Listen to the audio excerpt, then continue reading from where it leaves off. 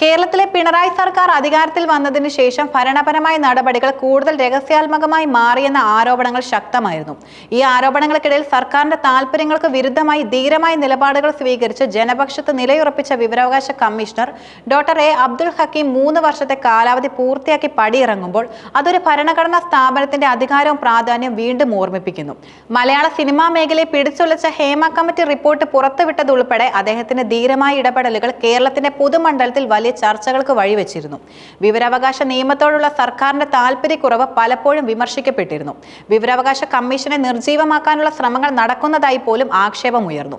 എന്നാൽ ഈ വിമർശനങ്ങളെയും സമ്മർദ്ദങ്ങളെയും അതിജീവിച്ചാണ് doctor A Abdul Hakeem തന്റെ ഉത്തരവാദിത്തങ്ങൾ നിർവഹിച്ചത്. അദ്ദേഹത്തിന്റെ ഇടപെടലുകൾ വിവരാവകാശ നിയമത്തിന്റെ അന്തസത്ത കാത്തു സൂക്ഷിക്കുന്നതായിരുന്നു.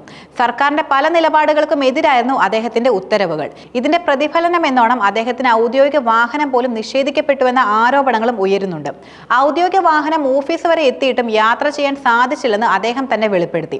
ഡോക്ടർ അബ്ദുൽ ഹക്കീമിന്റെ ഔദ്യോഗിക ജീവിതത്തിലെ ഏറ്റവും നിർണായകമായ ഇടപെടലായിരുന്നു ഹേമ കമ്മിറ്റി റിപ്പോർട്ട് പുറത്തുവിട്ടത്.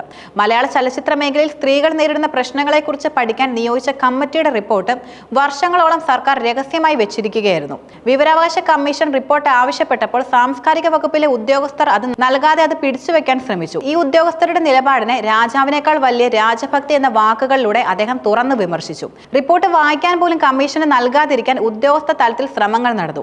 ഈ സാഹചര്യത്തിൽ നിയമപ്രകാരം ഒരു സിവിൽ കോടതിയുടെ അധികാരം പ്രയോഗിക്കേണ്ടി വന്നുവെന്നും അദ്ദേഹം വെളിപ്പെടുത്തി.